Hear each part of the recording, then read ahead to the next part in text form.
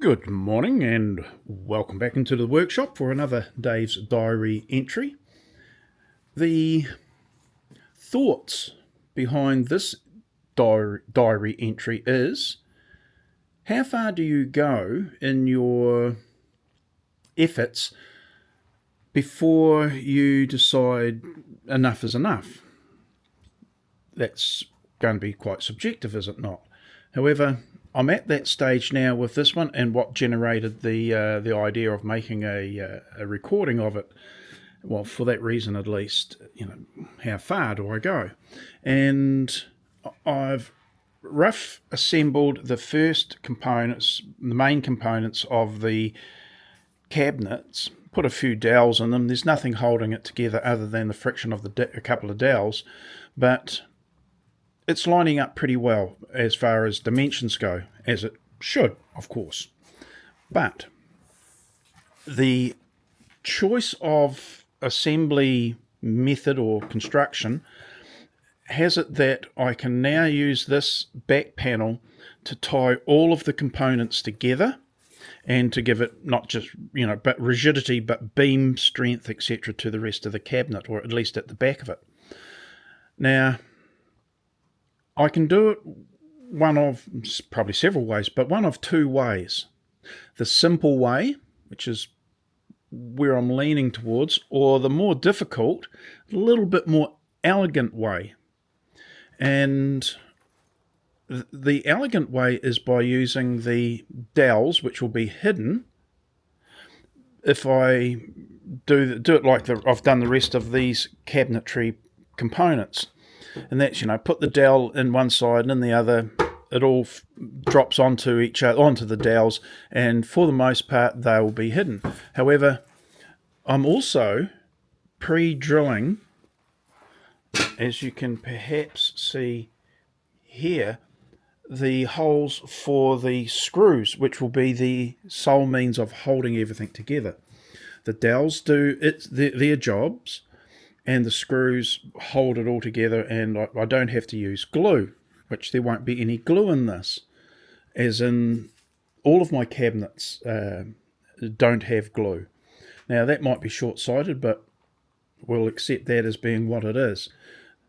Alternatively, the less elegant but easier way is just to drill and screw it together. I'm leaning towards that because in this case, the back is not seen a great deal, and if I do it neatly, it's not that detractive, or it's not going to detract that much from this particular type of panel. The consideration is, like, in some instances, you might see fixings, and the one that leaps to mind is pocket hole joints or assembly methods. And sometimes, if it's not in position to be hidden, you will see those pocket holes, be they exposed or whether they've been doweled off and finished properly, but nonetheless you'll see them. That's not an attractive look. This, with screws, also not that attractive, but not that conspicuous, not compared to, say, pocket hole. The only place...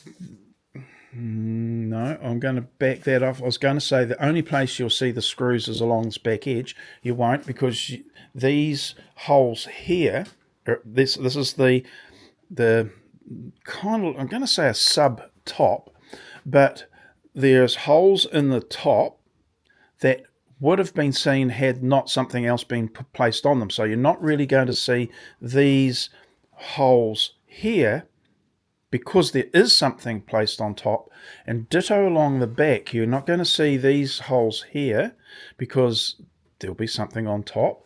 This area in the middle is exposed, and you'll see some there, but again, not that obvious. And they're kind of going to have the next layer, which actually holds the saw itself, hiding them. So really, there's no... The screws are there, but they're not going to be that seen. These are probably on the back will be seen only when the unit's pulled out. So I'm trying to talk myself into it by this diary entry, hence one of the reasons for making them. But there's very little downside of going the easy route, because sometimes the more difficult route is, well, more difficult. And why make our lives harder for ourselves when we need not do that? So that's the question. Would it be more elegant? And as I said, that's the option. Well, yes, it would be.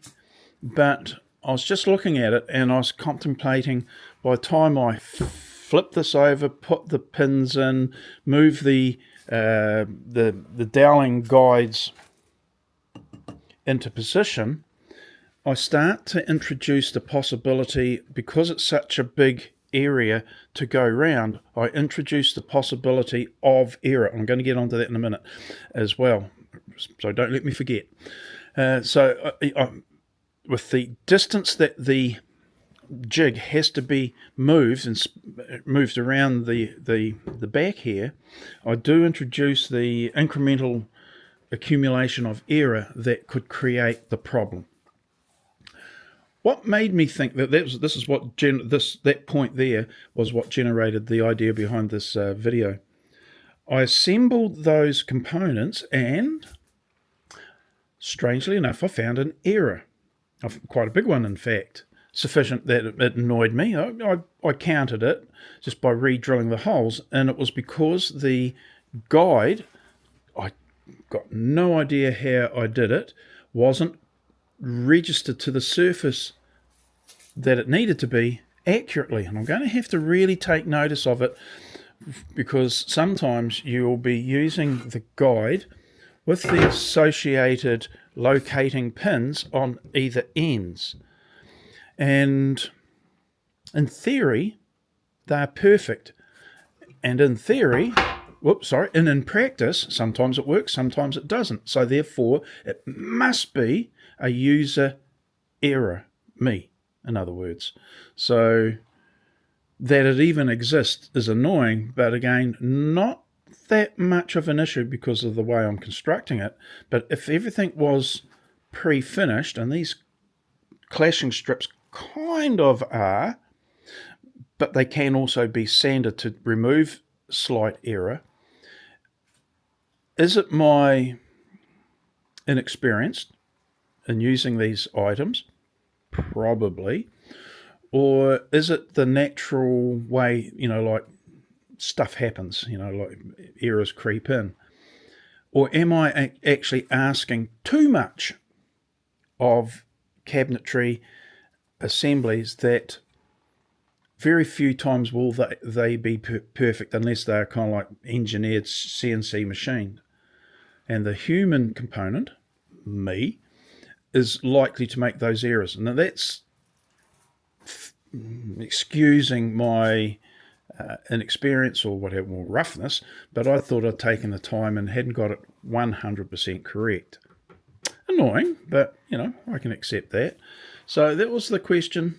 Do I do it the easy way? I'm leaning towards yes, because the upside is limited. The downside, the upside is it's much easier for me to do, and I can do it quickly, which is not a factor. The time isn't a factor, but the downside isn't that great. The visual of impact, or just the knowledge that I didn't do it the correct way. Nah. In fact, if I was that worried, I probably wouldn't use that panel itself with an add-on piece, a clashing piece. So, in reality, I'm probably making too much of a demand on myself, and therefore the decision process says, look, you've already got compromises. You don't be rough with all the screws, but let's just go with the easy way. Why not? And that's why I think I've now talked myself into going. So, yeah, that was the video's purpose, as I said, to highlight my thoughts, the reason behind making it, the Dave's Diary entry being let's talk the situation out loud, which makes more sense to the old processing power, our brain, and move ahead. I could have mucked around and done the more elegant way and have kind of regretted it and or introduced potential errors. So there's all of that to consider. That was quite cathartic in some ways, because that hearing your own voice say some of these stupid things or good things does make sense, believe it or not. Okay, job done.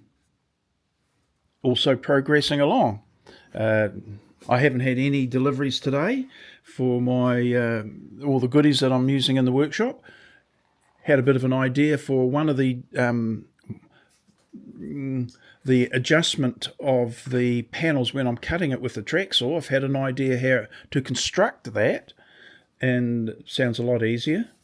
So you'll get some updates there one way or the other for that. I'm being deliberately vague on that one, because there stands a good chance that the idea won't work. Yeah.